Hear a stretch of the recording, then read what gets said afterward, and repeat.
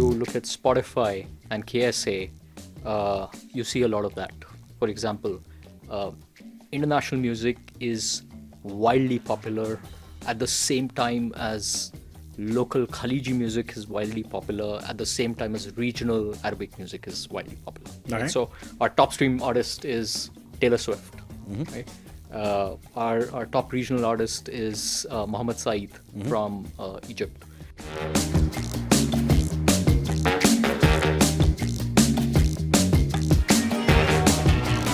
Hello and welcome to the Mayman Show. We are coming to you from our studios in Riyadh, the Kingdom of Saudi Arabia. And today we have the Managing Director of Spotify for the MENA region and South Asia, Mr. Akshat Harbola. Thank you so much for taking the time to be with us in our studios today. Thanks for having me. Pleasure to be here. All right. And before we start anything, just, give us, from your opinion, what are your thoughts about Spotify, Kingdom of Saudi Arabia? Yeah, look, we're very excited about this market.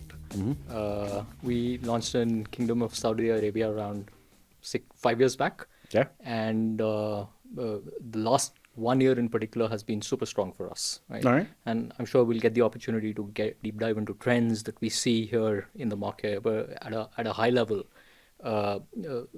One thing you see in this market is that trends are actually getting created as we speak. Right? This is not a mature market where everything is completely written down and you know what the trends are. Yeah. Everything is happening and getting created as we speak. So if you look at Spotify and KSA, you see a lot of that. For example, international music is wildly popular at the same time as local Khaliji music is wildly popular at the same time as regional Arabic music is widely popular. Right. So our top stream artist is Taylor Swift. Right? Our top regional artist is Mohammed Saeed from Egypt.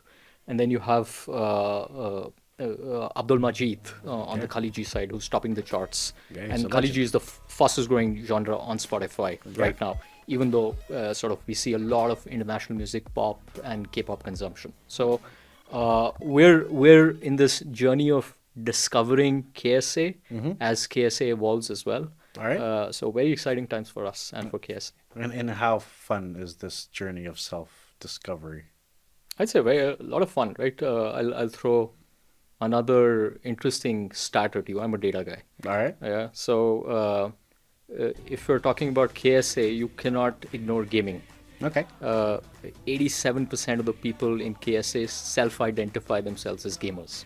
That could be hardcore gamers or just playing Candy Crush. Casual game. Casual gamers. But 87%, right? You won't find that stat anywhere in the world. Okay. And we see that at Spotify as well. 30% of the people on Spotify in KSA stream music on a console while they're playing games. Right? And the top playlist, we just did this thing called Wrapped, where we wrap up essentially your listening habits and the listening habits across different markets. All right. And in Saudi, the top playlist is called Top Gaming Tracks, right? Which I think for me is wild, right? And we double down on that in many different ways. So we have a partnership with PlayStation where Spotify is native to the PlayStation experience. You don't need to download it. It comes preloaded as part of the PlayStation. Okay. And then we also participate in the ecosystem here. So earlier in the year, when in Riyadh there was the big esports event. Competition, right? Yeah, It was an event, a competition. Gamers 8, right? So we were part of Gamers 8, and through Gamers 8 and many other sort of initiatives over the years, we're part of the gaming community here. So I'd say it's a very interesting and a very a ride full of discovery for Spotify. All right. Yeah. And so aside from being a gamer and consuming your material and being on a device, what significant advancements or developments in the local music industry do you believe have affected how you do business here? Yeah, I think the first fact is that the level of activity we're seeing in the music market here is just and the level of institutional support that the sector is getting is just unprecedented. You don't see this anywhere. And we were speaking about this earlier. Top international artists are performing here in Saudi week after week in the season. And even if you're not in the music industry, it's very hard to not get excited by it, All right? right. So even as a consumer, you just buy your tickets and you want to be in Riyadh because the top global acts are spending time and performing here in Saudi Arabia. Yeah. So I think that's the international music and how that's emerging is clearly a big trend that we see in the market here.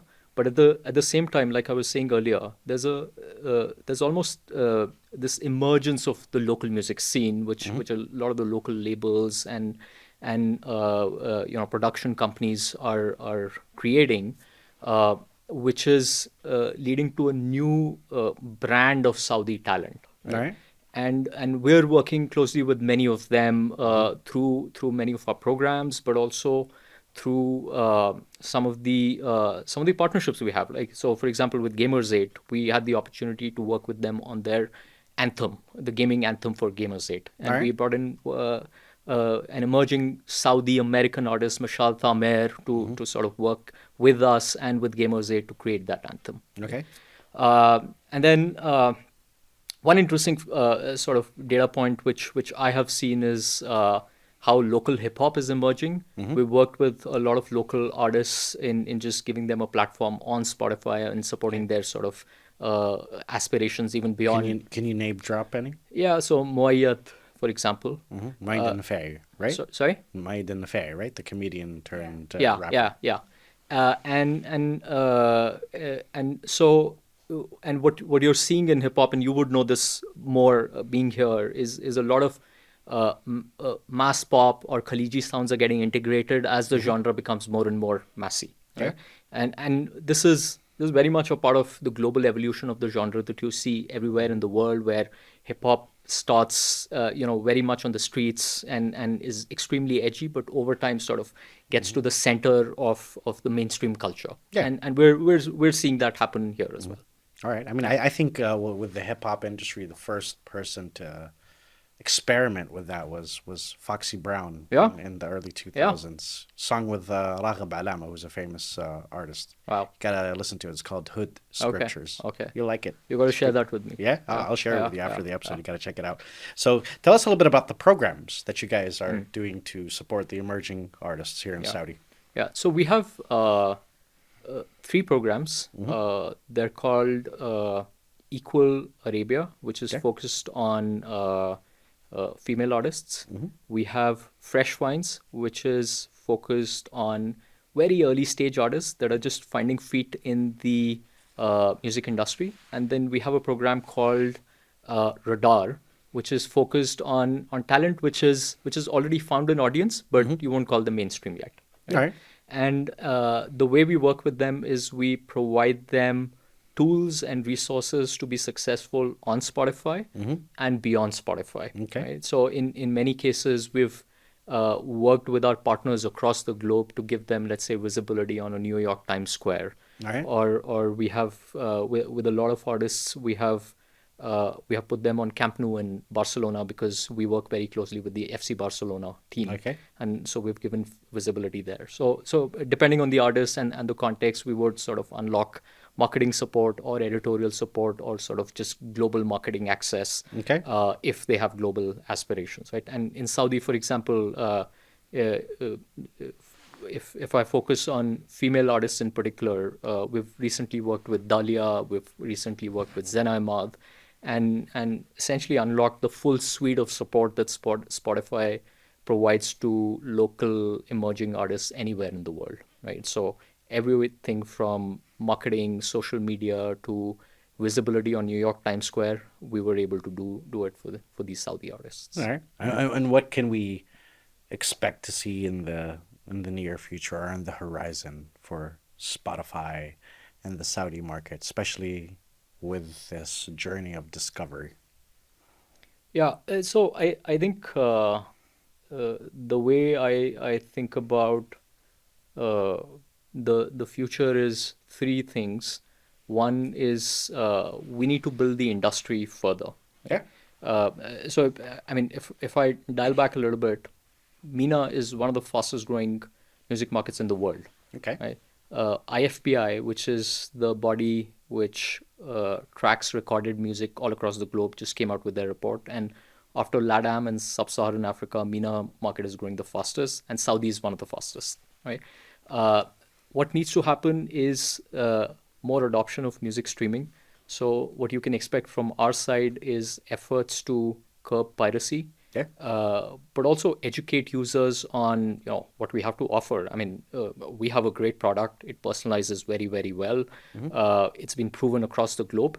But if you go out to the man on the street, they're not using Spotify or even its competitors yet, right? Okay. It's not a mass phenomena yet, right? So it's going to be our job to make it happen, right? On by fighting piracy on one hand, but more marketing, more partnerships, right? So you can expect a lot more of that from our side.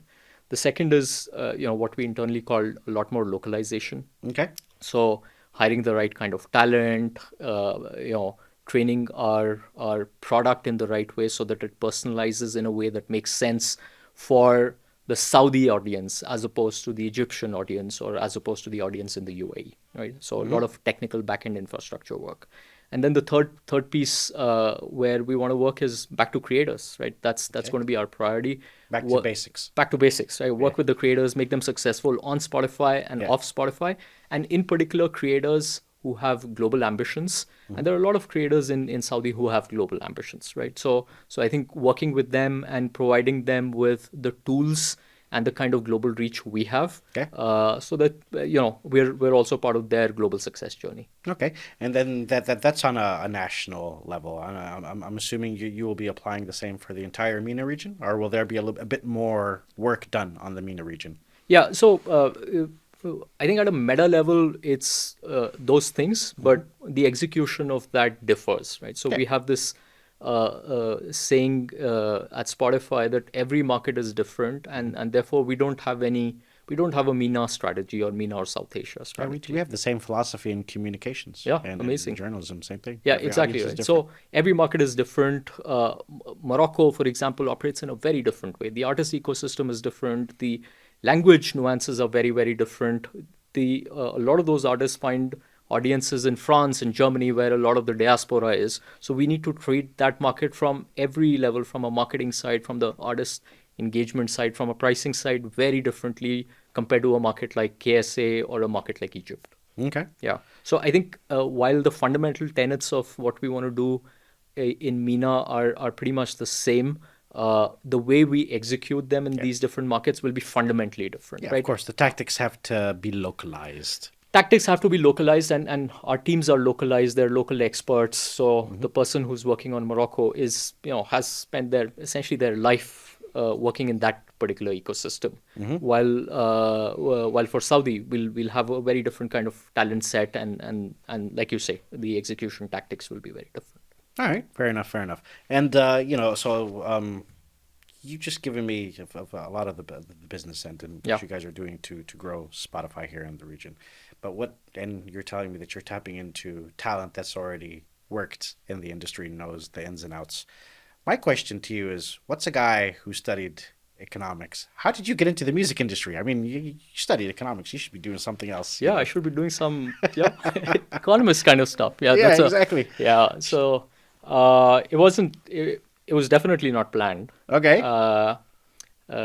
Growing up, I've had twin passions. Mm-hmm. At least sort of in my early 20s, I was deeply interested in economics, and I was deeply interested in music. I knew more than I should. Okay. That was healthy for me. So I was part of the scene, and I knew all the bands and everything, right? So I started my career at McKinsey, Okay. the consulting firm. I know them very well. Right? Yeah. So I was at McKinsey, spent a lot of years there. Did a lot of economics research there. So I was, at some point I was part of this group called the McKinsey Global Institute, Know that which did macroeconomics research, and a lot of this was around the 2008 financial crisis. Okay. So very real and very deep work. If you're an economist, but I didn't do any music there. Right. All right. I moved to Google after that. Okay. Spent a few years over there, And Google used to have this very interesting things. If you didn't have external facing teams Okay. or roles, then you could call yourself whatever you wanted, right? Okay. So for example, if you were a social marketing team, I'm making this up, you Okay. could call yourself, Lords of the Social Realm Great. team, right? And that was fair game. Okay. So I used to manage a team, and I ended up calling them Team Zeppelin. Zeppelin, Zeppelin named after Led Zeppelin, after right? Led I Zeppelin, thought so. right? Yeah. Okay. So that was the most musical I got At in that my time, career. you felt like you accomplished something, Yeah, right? it felt like, I'm getting there. And Yeah. then Spotify was trying to expand into emerging markets, in particular in India, and was looking for somebody who had some background in strategy, Okay. had some background in consumer tech, and was deeply interested in music. So it Okay. was like, check, check, check. Mm-hmm. I joined the music tech industry, and here I am 7 years later. All right. Yeah. And then how did you find basically adapting and progressing?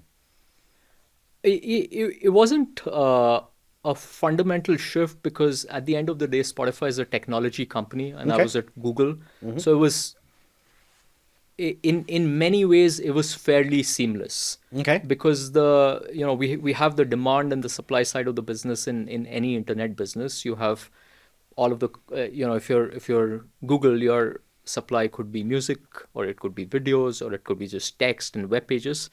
So the supply side of the business is fundamentally different, but the demand side of the business is pretty much the same, right? There are Okay. users, you have to acquire the users, you have to retain them. For that, you have to build great products, and you have to run excellent marketing campaigns, and you need to have engaged set of users who keep coming back to your product. So both from an industry perspective and from a cultural perspective, it wasn't a fundamental shift. Yeah, so I think my early days was fairly smooth, and it was surprising for me as well how smooth the transition was. Yeah. Yeah. Well, I bet when you were in McKinsey and you're analyzing all that, economic Yeah. data in Yeah. front of you, you were going, I got my mind on my money and my money Yeah. on my mind, right? Something like that, right? Something like that. Yeah, exactly. Yeah. So, Mostly with the backing sort of sound of distortion guitars. Yeah? Yeah. Did Yeah. they say, what are you doing? Yeah. Get back to work. But I'm working. I'm just listening to music. So you grew up loving music? I grew up All loving right. music. Yeah. What kind of genres of music do you like? Yeah. So I was born and raised in India. Yeah. So there's no way you are born and raised in India and are not exposed to Bollywood music, right? Of course. So that We're was exposed to Bollywood music here in yeah, Saudi. exactly, right. So Yeah. so there was a lot of Bollywood music, but my father had this collection of mixtapes Yeah. from the 80s pop acts. So this Okay. is Michael Jackson and Boney M and ABBA and Rick Astley, the Okay. one-hit wonders as well, right? So Okay. we had, and it wasn't a Snow, Informer. Like Informer, these- exactly, right? So right. you know what I'm talking about. Yeah. So there was this collection. It wasn't large. It was probably 10 or 15 mixtapes. And I listened to this stuff for maybe 10 years, right? Over and So over. over and over. Yeah. And that was all. Okay. So it was Bollywood music and these 10 or 15 mixtapes, right? And I know these mixtapes so well even now that when I'm listening to them on Spotify, when one track ends, I'm expecting the next one to play. Yeah. And when it doesn't play, because it's not my mixtape get anymore, I'm yeah. very disappointed. Yeah. Right. So that was sort of my early influences when I was a kid. But growing up, early '90s, I was very influenced by essentially all the Seattle-based bands. Yeah, So like, Soundgarden, Nirvana, Soundgarden. Pearl Jam, Alice in Chains. Pacific Northwest. Yeah. Best kind of music. Best kind of music. Portland, Oregon.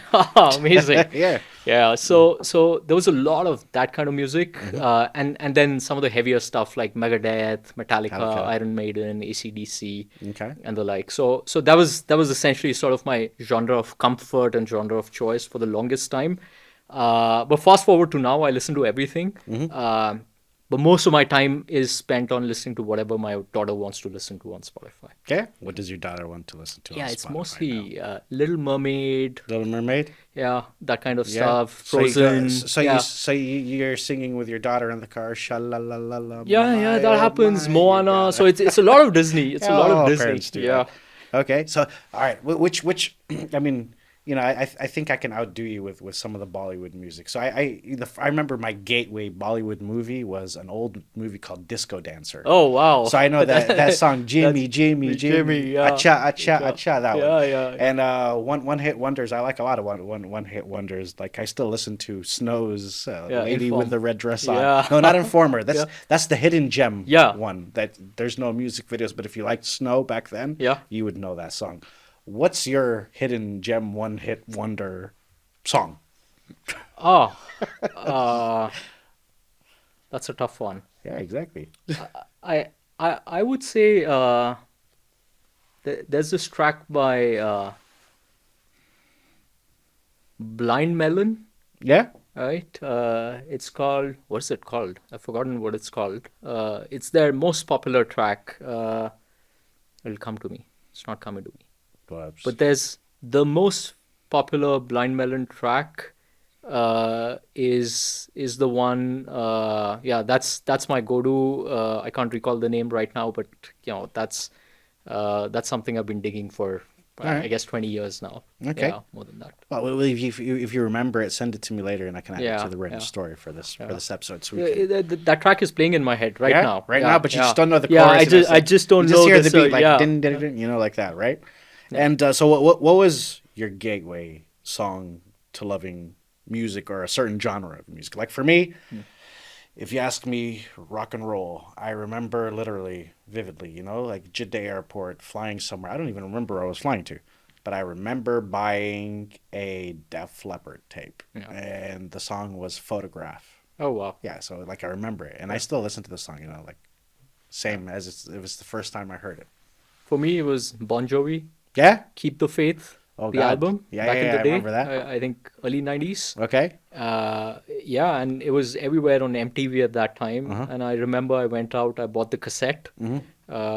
Yeah, so that was sort of my gateway into sort of buying my own collections, and Okay. and from then on, I listened to a lot of music, but that was the starting point. All right. Yeah. And your mixtapes. What was in your mixtapes? I was notorious for mixtapes. Yeah, Everybody knows me for my mixtapes. Yeah, my My mix. tapes are all even like worn out because I record and I get bored and, like switch up the music and What was stuff. in your mixtapes?